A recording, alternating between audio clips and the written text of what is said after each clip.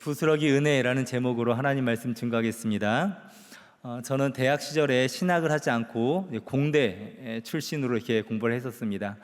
그런데 어렸을 때부터 모태 신앙이었고 그때도 하나님께 내 삶을 맡긴 그런 삶을 살았기 때문에 이제 대학 공부는 공부대로 하면서 전공 외에 교양 과목을 선택하는 것이 있지 않습니까? 그래서 그 교양 과목을 뭘 선택했냐면 동양 사상의 이해라는 과목을 들었었어요. 왜 동양 사상을 들었느냐? 기독교인으로서 어떤 지피지기면 백전백승이다라는 생각으로 불교나 유교, 도교 이런 것 좀 알아보자 하는 마음으로 그 과목을 들었었죠. 그런데 참 감사하게도 그 과목을 가르쳤던 교수님이 무슨 학벌 좋으신데 교수님이 한 몇 년 전에 그 예수님을 만나서 기독교로 회심을 하신 거예요. 그리고 가르치면서 동시에 총신대를 가서 신대원을 하시고 이제 교수로 계속 가르치시는 분이었습니다. 기독교적 관점에서 이게 그 동양 철학을 이렇게 가르치는 그 귀한 경험을 가졌었는데 그 수업을 들으면서 과제를 하나 내주시더라고요. 무슨 과제냐면 학생들 너희들 다니는 집 근처에 절에 가서 그 절에서 불교가 뭘 가르치는지를 가서 좀 물어보고 배워와라 라는 그런 숙제였어요. 여러분 절 다녀보신 분 꽤 계시나요? 영락교회는 많지는 않을 것 같아요. 근데 저도 어렸을 때부터 모태신앙으로 교회만 다니다 보니까 절은 여행지 갈 때 이런 설악산 옆에 있는 신흥사 그런 데나 가봤지 절을 가본 적이 없거든요. 근데 숙제를 그거 내주시니까 그래도 이제 숙제도 할 겸 또 정말 그 스님들이 뭐라고 했는지 물어볼 겸 용기를 내서 저희 집 주변에 있던 당시 저희 집 주변에 있던 서광사라는 절에 가서 하기로 결심을 했었습니다. 21살 때였나 그때쯤이었는데 이제 태어나서 한 번도 안 가봤으니까 그 절 문간을 넘기가 굉장히 부담이 되더라고요. 문 앞에서부터 아주 우락부락한 그런 막 등신상 이런 그 상들이 있고 그리고 또 그 목탁 소리는 멀리서 들려오고 향을 피우고 저기선 절하고 있고 막 불편도 하고 또 약간 어색하기도 하고 그러면서 또 한편으로는 나는 기독교인인데 여기를 들어가는 거잖아요. 마치 스파이가 돼서 남의 집 염탐하는 것처럼 그런 마음이 들어가지는 불편함이 있었습니다. 그렇지만 제가 거기서 뭐 따지러 가는 것도 아니고 전쟁하러 가는 게 아니라 학교 수업의 일환으로서 무엇을 말하는가 들으려고 용기를 내서 절을 가서 사무실에 가서 이래차 저차 얘기를 했죠. 내가 어느 학교 학생인데 수업에 이런 숙제가 있어서 지금 듣고 싶어서 왔습니다 했더니 잠깐 기다리라고 하더니 한 20-30분을 기다리게 하더라고요. 그러더니 한참 있다가 정말 스님이 오셨어요. 그래서 정말 예의 바르게 정말 그 예의 바르게 제 소개를 잘 이렇게 드리고 이게 불교가 얘기하는 게 무엇인지 듣고 싶어서 왔습니다. 또 도를 구하는 듯한 그런 마음으로 왔어요. 그 스님이 뭐라고 얘기한지 아십니까? 그냥 딱 가볍게 보고 웃으시더니 들어오다가 108배 하고 왔니에요. 108배를 안 했으면 말을 하지 말라고 하면서 대답을 안 하고 보내는 겁니다. 제가 아무리 숙제를 해야 되기도 하고 그 불교의 어떤 그런 철학을 좀 들어보려고 왔다고 할지라도 108배를 해야겠습니까? 안 해야겠습니까? 당연히 안 하죠. 물어보러 간 건데 대답을 하겠다는 거예요? 안 하겠다는 거예요? 안 하는 거예요. 젊은 청년이 오니까 무시하고 대답도 안 하고 그냥 보내버리는 겁니다. 벌써 한 20-30년 전의 일인데 그때를 생각하면 지금도 기분이 나빠요. 시간이 지나고 나서 최대한 이해해 보려고 아마 제 딴에는 최대한 이해해 보려고 아마 그 불교란 이런 종교는 머리로만 아는 것이 아니라 몸으로 체득해야 된다. 아주 그런 깊은 뜻이 있었나. 그래서 그렇게 비웃으면서 나를 보냈나 하는 생각도 들지만 여하튼 저하튼 그렇게 그 도를 구하러 물어보러 간 사람에게 예의 있게 구하러 간 사람에게 무시하면서 쫓아냈다는 것을 지금 생각해도 기분이 나빠요. 그러면 안 되지요. 누군가에게 도움을 구하러 갈 때 무엇인가를 요청하러 갈 때 거절당하는 것 기분 좋아할 사람 있습니까? 없죠. 저도 그 당시에 그렇게 쫓겨나오면서 정말 도심에 있는 절들은 다 타락했구나 막 이렇게 비판하면서 왔던 기억이 있습니다. 우리의 기대와 다르게 그들이 우리를 거부할 때, 거절할 때 상처가 되고 비참하고 기분도 나쁘고 하죠. 그런데 오늘 본문에 어떤 면에서는 더 심한 말을 들은 여인이 나오지 않습니까?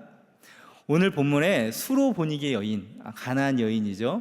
오늘 이야기를 알 것입니다. 가나안 여인이 예수님께 나와서 이렇게 얘기하는 거예요. 다윗의 자손이여 나를 불쌍히 여기소서. 내 딸이 흉악한 귀신이 들렸나이다. 귀신 들린 딸을 두고 이 딸이 그 딸을 위해서 예수님께 나와서 요청을 하고 있는 거예요. 그 당시에 유대인들은 이방인들을 부정하게 여겼습니다. 가까이 하지 않았죠. 그리고 특히 그 시대 여자들의 인권은 말할 것도 없었지 않았습니까? 그런데 그 여인이, 이방 여인이 예수님과 제자들이 가는 그 무리를 향하여서 소리 질러서 도움을 요청하는 것 쉽겠습니까? 어렵겠습니까? 어렵죠. 용기가 필요한 일이죠. 참 어려운 일인데 예수님이 어떻게 반응하시느냐? 들은 채도 안 하십니다. 귀를 막고 응답도 안 하시는 거예요. 기분 나쁠만 하잖아요. 그런데도 여인은 포기하지 않고 더 고래고래 소리를 질러서 도와달라고 합니다. 이걸 듣기가 싫었는지 제자들이 예수님께 말하죠. 예수님, 이 여인 이렇게 부르짖는데 좀 들어주세요라고 얘기를 해요. 시끄러워서 그랬는지 불쌍해서 그랬는지 모르겠습니다. 그렇게 얘기를 하자 예수님이 더 충격적인 대답을 하죠. 뭐라고 해요? 나는 이스라엘 집에 잃어버린 양 외에는 다른 데로 보내심을 받지 아니하였다.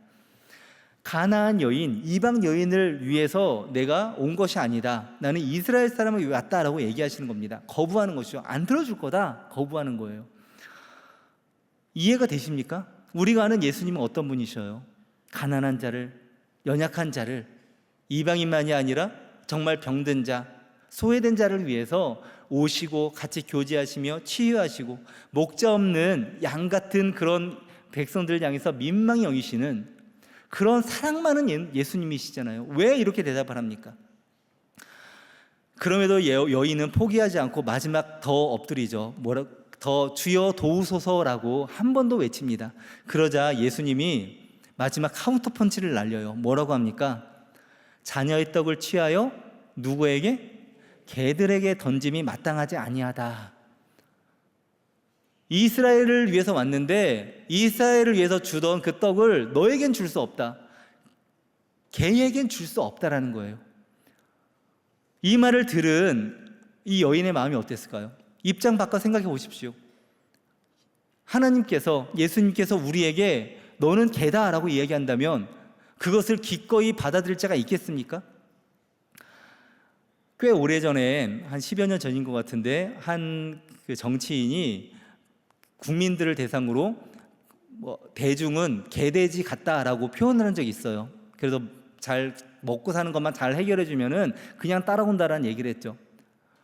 사실 이것은 영화에 나오던 어떤 대사를 따라했던 것인데 그 사람이 국민에 대해서 국민은 개돼지다라는 표현이 전해지자 국민들이 듣고서 어떻게 했을까요? 어떻습니까? 기분 좋습니까? 당연히 분노하죠. 선거 때가 되면 내가 종입니다 엎드리고 표 하나 얻으려고 그렇게 하다가 이제 자기가 국회의원 되고 지위가 높아지니 남을 낮게 여기고 무시하고 개돼지라고 얘기하니 결국 그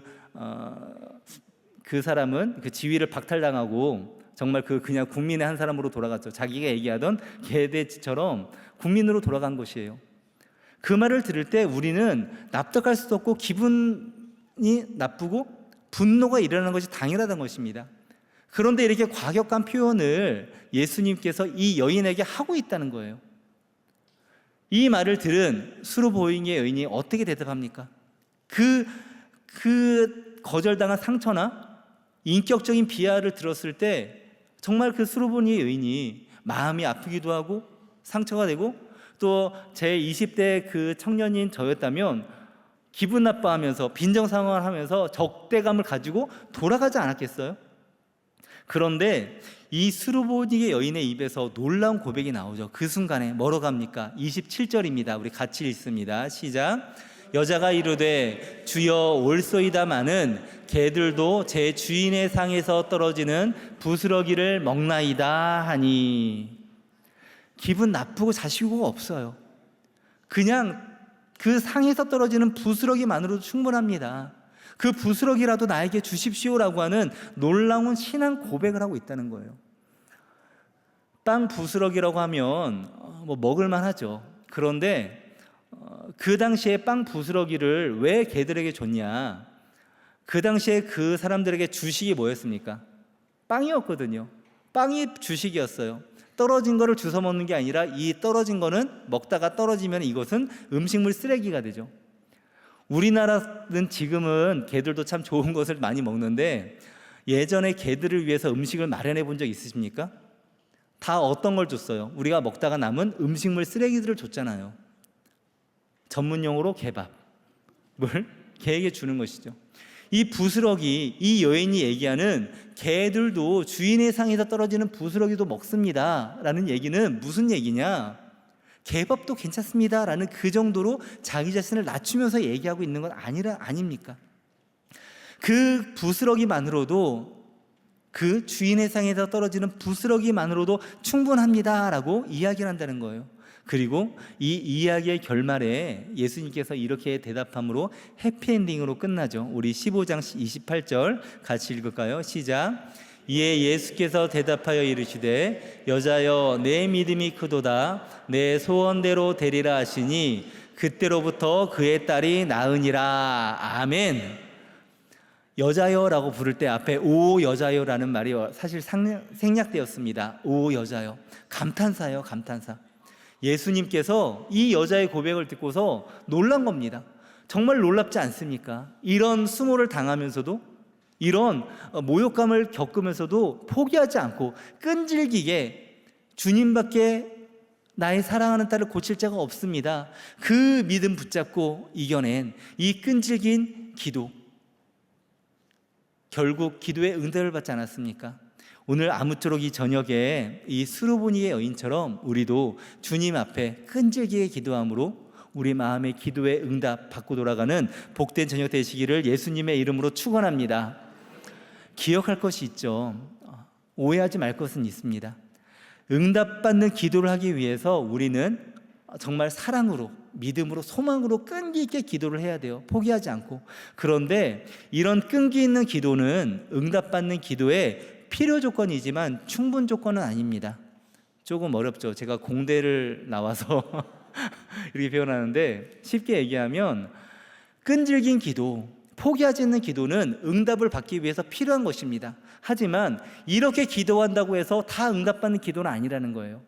그렇다면 기도 응답에 필요한 뿐만이 아니라 충분한 것은 무엇이냐? 바로 하나님의 궁휼하심이라는 것입니다. 하나님의 궁휼하심이 있어야 우리의 기도에 응답이 받는다는 것이죠. 끈기 있는 기도가 아니라 하나님이 들어주시기 때문에, 하나님의 그 끈기 있는 기도를 보시고 긍휼히 여기셔서 그 기도를 들어주신다라는 것입니다. 사실 수로보니게 여인이 얘기하지 않습니까? 개에게 줄 것은 없다고 얘기할 때 그것이 옳습니다라고 얘기하죠. 우리가 보기엔 지금 이 시대에 우리가 아는 예수님의 성향, 예수님의 본성을 생각할 때 이해할 수가 없고 놀랍고 충격적이기까지 한데, 사실 당시 상황에서는 이 대답은 놀라운 것이 아니라 당연한 얘기였습니다. 이방인들은 유대인들에게는 개와 같이 여겨졌거든요. 부정하게 여겨졌기 때문이라는 것이죠. 우리는 예수님이 만민을 위해 오셨고 가장 낮은 자를 사랑하시고 그런 것을 알기 때문에 놀라고 있지만, 그 당시에 유대인들은 예수님의 이 반응을 당연하게 여겼다는 것이죠. 수로보니게 여인이 개 취급당하는 수모를 견디는 것, 그것이 중요한 것이 아니라 더 중요한 것은 뭐냐면 그가 자신이 개와 같다는 사실, 그와 그런 존재라는 것을 인정하고 있다는 거예요. 자신의 자리를 알고 있다는 것입니다. 그것이 중요하죠.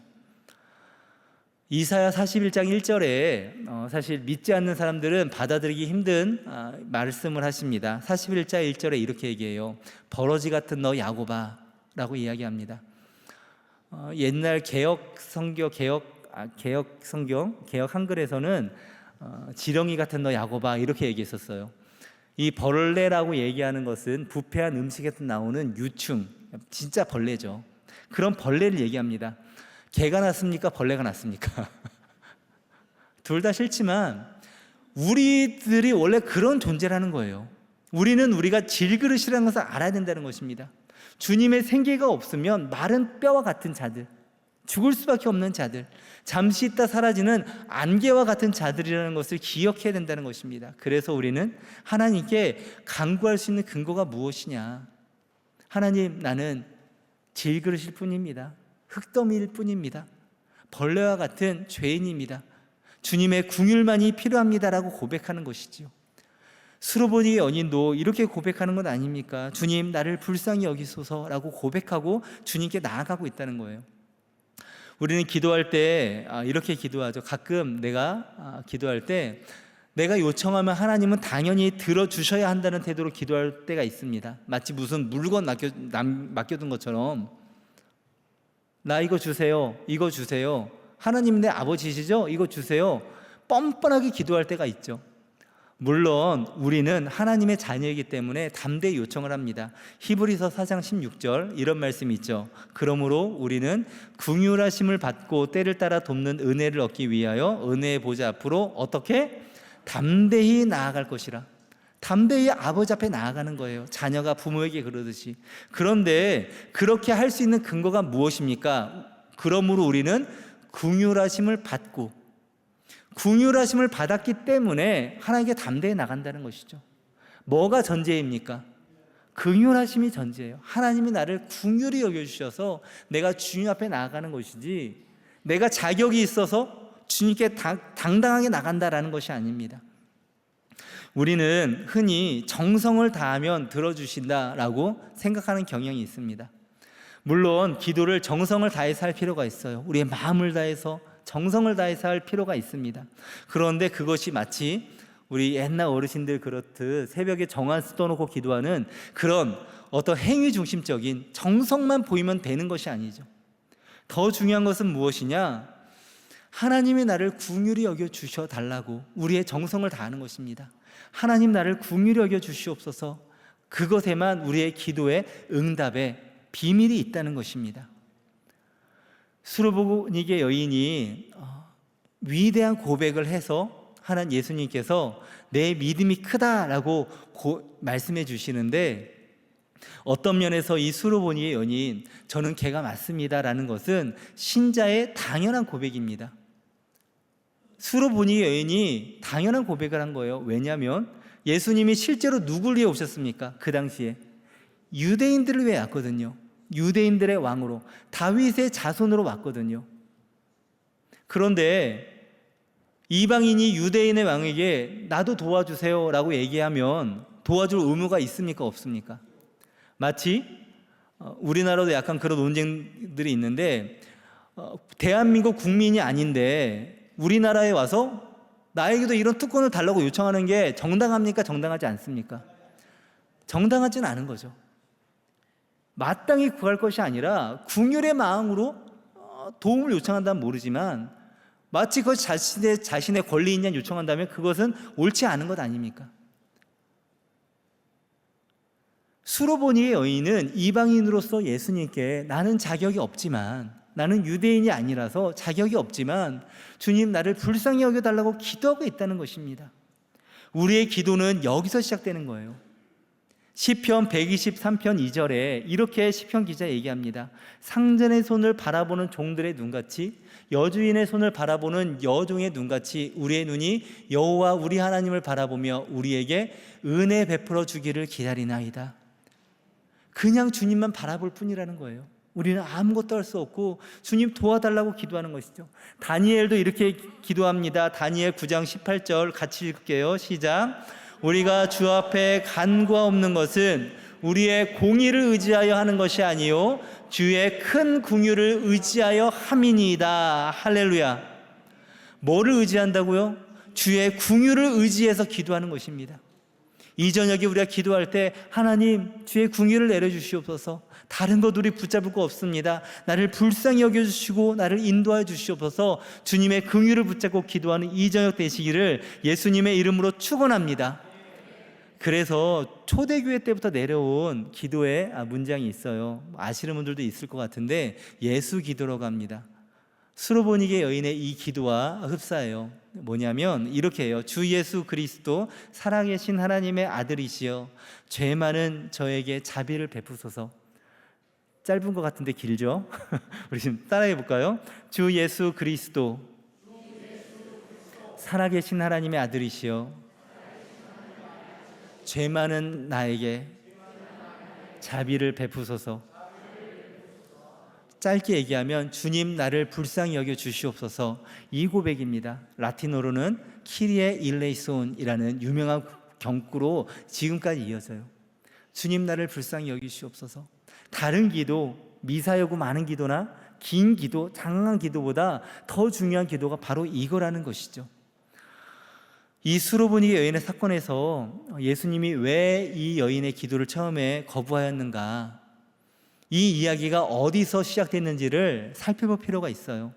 수로보니게 여인의 이야기가 언제 시작되었냐면 우리 21절 시작될 때 이렇게 시작되죠. 예수께서 거기서 나가사 두로와 시돈 지방으로 들어가시니 라고 이야기합니다. 거기서 나가서 두로와 시돈 가서 수로보니게 여인을 만났는데, 거기서가 어디냐면 마태복음 앞장 14장 34절에 이렇게 얘기합니다. 그들이 건너가서 게네사렛 땅에 이르렀어요. 그래서 거기서 병든 자도 고치고 전도도 하는 것이죠. 게네사렛이 어디냐면 갈릴리 서편에 있는 작은 동네입니다. 예루살렘하고는 조금 멀어요.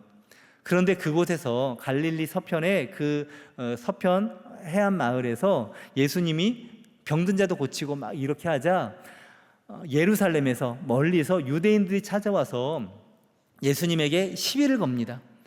15장 첫 부분이 이것이죠. 왜 예수님의 제자들은 당신의 제자는 떡 먹을 때 손을 씻지 않느냐. 정결에 대한 문제입니다. 신앙적인 정결법의 문제.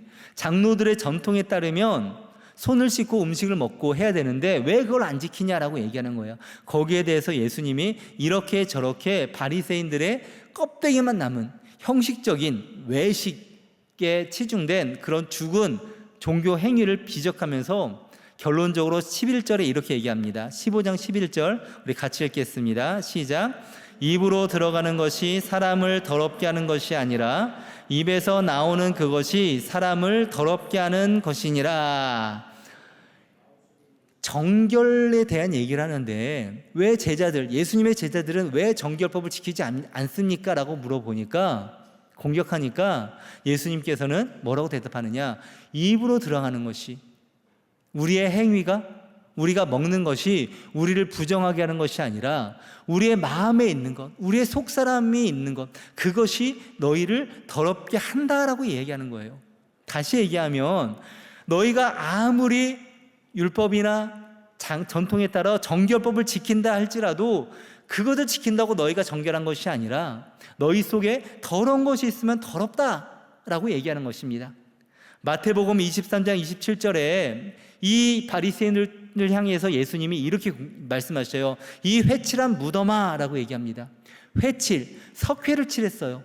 겉으로 보기는 하얗고 깨끗합니다. 깔끔합니다. 그런데 그 안에 뭐가 들어있습니까? 시체, 썩어져가는 냄새나는 부패한 시체가 있는 것이죠.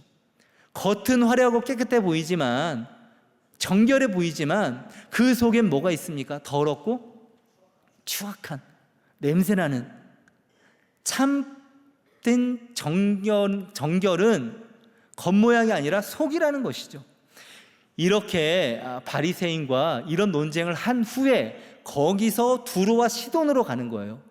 그런데 이 두로와 시돈이 어디냐면 고대의 페니키아라는 고대 해양 제국입니다. 이 게네사렛에서는 산을 넘어서 서쪽 끝까지 가야 되는 길이에요. 이 페니키아, 두로와 시돈은 예수님 시절에도 그때만이 아니라 다윗의 번성한 때에도 독립왕국으로 있었고 바벨론과 아수르의 공격에도 어느 정도 살아남았었습니다. 패망을 하긴 했지만. 그러다가 알렉산더에 의해서 완전히 패망을 하게 되죠. 로마에 의해서 점령되긴 했지만 그래도 어떤 자치 독립국가처럼 이렇게 역할을 했어요. 그러니까 두로와 시도는 이스라엘 지경이 아니라 완전히 다른 나라라는 것입니다. 예수님께서는 공생의 기간에 이방의 땅들을 좀 다녔습니다. 사마리아라든가 거라사 지역 또는 가이사라 빌립보 이런 데를 다 조금씩 다니긴 하셨는데 그래도 그것은 이스라엘 지경에서 멀지 않은 곳이에요. 예를 든다면 연변이나 혹은 무슨 마라도 이 정도라고 생각을 할까요? 이스라엘 백성도 있는. 그런데 두로와 시도는 어디냐면 산을 넘어서 서쪽 끝까지 가는 지중해 변에 있는, 어떤 면에선 서쪽으로의 땅끝이죠. 거기까지 예수님이 간 곳입니다. 그곳은 이스라엘 지경을 완전히 벗어난 베이징이라든가 오사카라든가 완전히 다른 나라라고 생각되는 곳이거든요. 예수님이 거기까지 왜 가셨겠습니까? 지중해로 휴양을 가신 것입니까? 그렇지 않죠. 이방인에게 전도하러 가셨습니까? 예수님의 공생애 때는 그러지 않으셨거든요. 왜 가셨느냐? 왜 거기서 이방 여인을 만나서 나는 이스라엘을 위해서 왔다, 너는 부정하다, 이걸 전하러 간 것이 아니라 이 바리새인과의 논쟁에서 봤을 때에 나는 이스라엘만을 위해서 왔다, 개와 같은 이방인을 위해서 온 것은 아니다라는 이 예수님의 말은 이스라엘 백성이 참된 정결한 자인가, 구약에 계속 진행돼 오던 이방인들이 개와 같이 부정한 자들인가, 이것을 근본적으로 묻고 있는 것이죠. 어떻습니까? 유대인들, 이 바리새인들이 정결합니까? 아니면 예수님을 다윗의 왕이시여라고 얘기하는, 주님께 간절히 나오는 이 수로보니게 여인이 부정합니까? 빌립보서 3장 2절에 바울이 할례를 행해야 된다고 얘기하는 이런 할례파 유대인들에 대해서 이렇게 얘기해요. 너희는 개들을 삼가라라고 얘기합니다. 그들이 개들이라는 거예요. 부정하다는 것이죠. 속은 썩어 있다는 것이죠. 마태복음 7장 6절에 이런 말씀을 들어보셨죠? 거룩한 것을 개에게 주지 말며 진주를 돼지에게 던지지 말라. 그들이 그것을 발로 밟고 너희를 찢어 상하게 할까라고 얘기합니다. 왜 이 귀한 것을 주지 말라고 합니까? 그들이 부정해서? 아닙니다. 귀한 것을 모르기 때문이에요. 상하게 할까 봐. 참된 보아이신 예수 그리스도를 그들은 버린 돌처럼 여겼습니다. 반면에 이 수로보니게 여인은 다윗의 자손 예수야라고 부릅니다. 다시 물을까요? 누가 개이고 누가 돼지입니까? 누가복음 17장에 성전에 기도하러 올라간 바리새인과 세리 이야기를 아시죠? 바리새인은 성전에 따로 서서 기도합니다. 주님, 저는 저 죄인과 같지 않고 11조도 잘하고 이것도 잘하고 거룩하게 살고 있습니다 라고 얘기합니다. 세리는 어떻게 합니까? 저 뒤에 서서 가슴을 치며 하늘을 울어보지도 못하고 눈을 들어 하늘을 쳐다보지도 못하고 가슴을 치며 이르되 뭐라고 해요? 하나님이여 불쌍히 여기소서, 나는 죄인으로소이다. 하나님이여 불쌍히 여기소서, 나는 죄인으로소이다. 그 예수 기도라고 했던 아까 그 기도이죠. 객관적인 율법의 근거에 보면 세리와 이 바리새인 중에 바리새인이 정결한 자입니다. 그런데 예수님은 여기에 대해서 뭐라고 대답하느냐? 이 세리가, 이 죄인이 의롭다 하심을 얻고 성전을 내려갔다라고 이야기를 하셔요. 우리는 어떻습니까? 우리는 주 앞에 나올 때 세리의 모습으로 나오나요? 아니면 바리새인의 모습으로 나옵니까? 내가 저 사람보다 낫지요 라는 그런 가짜는 의로움으로 주 앞에 나올 때에 우리는 소경이 소경을 인도하듯이 우리가 눈을 감 것도 모르고 우리가 영적인 문두병에 걸린지도 모르고 하나님 앞에 그런 나는 괜찮지요, 나는 아니지요 라는 모습으로 나가지 않습니까? 하나님께서 원하시는 제사는 상한 침령이라고 말씀하십니다. 주님, 저를 불쌍히 여겨주시옵소서, 나는 죄인입니다. 이 고백을 하며 나갈 때 하나님은 우리에게 긍휼을 베풀어 주실 줄 믿습니다. 탕자처럼, 돌아온 탕자처럼 나를 품꿈 중에 하나로만으로 여겨줘도 저는 충분합니다. 이런 고백, 수로보니게 여인처럼 주님, 주인의 상에서 떨어지는 부스럭이라도 저는 충분합니다. 저는 그것만으로도 만족합니다. 그런 겸손한 마음으로 나아갈 때 주님께서 우리의 예배를 받으시고 우리의 기도를 들으시고 우리를 불쌍히 여겨 주시어서 우리의 삶에 막힌 것들 열어주시고 하나님의 참된 자녀의 풍성한 삶을 우리에게 허락하여 주실 줄 믿습니다. 아무쪼록 이 저녁에 우리의 기도를 통하여 우리의 간구를 통하여 하나님의 뜻이 이루어지고 우리가 주님으로 말미암아 참된 기도의 응답을 받는 이 저녁 되시기를 예수 그리스도의 이름으로 축원합니다. 우리 함께 기도하며 나가겠습니다. 하나님, 우리 가운데 수로보니게 여인의 믿음을 허락하여 주시옵소서. 긍휼을 구하옵나니 우리 가운데 하나님의 넘치는 사랑과 은혜를 베풀어 주시옵소서. 오직 주님의 긍휼을 기대합니다.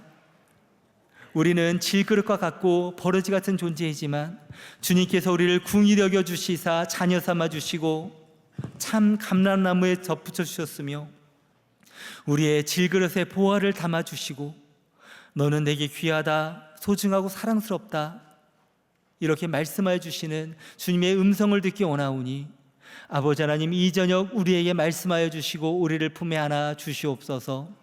우리 가운데 역사하실 우리 주 예수 그리스도의 이름으로 기도하옵나이다. 아멘.